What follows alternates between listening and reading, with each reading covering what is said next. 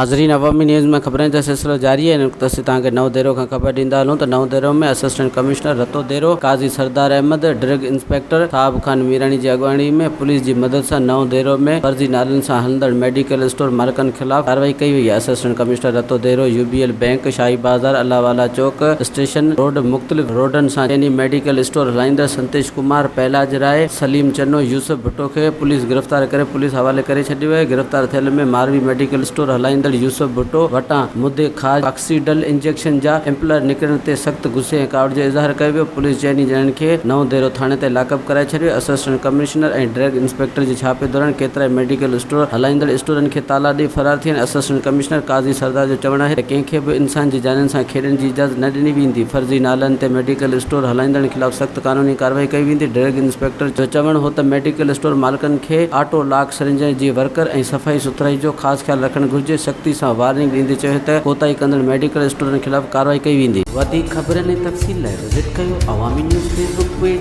YouTube page ऐं अवामी news website.